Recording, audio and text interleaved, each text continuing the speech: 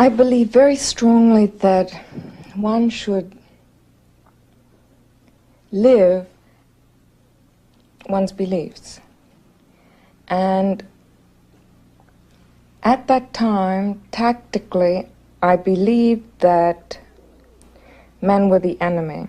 I did not believe that biologically they were necessarily and incurably the enemy. I didn't believe, in other words, in some racial superiority theory. But I did believe that women were not going to be able to overthrow their own oppression without banding together as a group and putting their anger together, and their anger would propel them forward into a unity against men.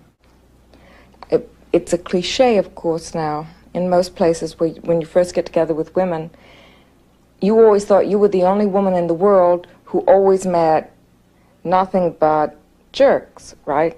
People would say, oh, you have a way of always finding the guy who's the jerk in the crowd, right? And you're alone, so you never tell anybody about it because obviously you have terrible taste.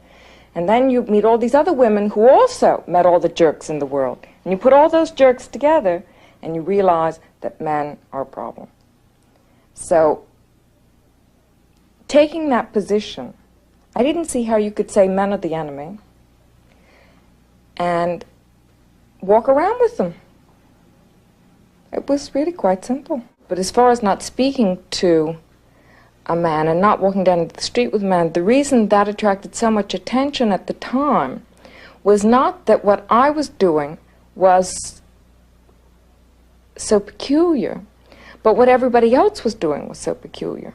That is, they were saying men are the enemy, and they were associating with them constantly. So it became, isn't that strange? She doesn't speak or associate with men. Wow! But there was really nothing at all strange about that position, because that was the rhetorical position taken by radical feminists at the time. It was just there was a gap between the rhetoric and the actuality.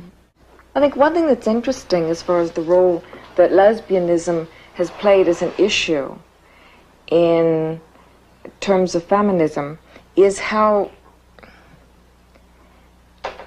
many issues, such as, for example, what's called separatism, has appeared or has come together. For example, the notion of separatism and separating off from men in order to define ourselves in my own head came about through radical feminism, which for me was almost synonymous with political lesbianism, or the notion of the autonomous woman, which had really nothing to do with sexuality in the terms of a genital sex. It had to do with women finding themselves so that they could then bond together as a strong force to change things. So I think lesbianism means a great many different things to many different people. To me, its point has always been what I call political lesbianism, which meant a kind of super commitment to women. And the idea was that women who were lesbian, because they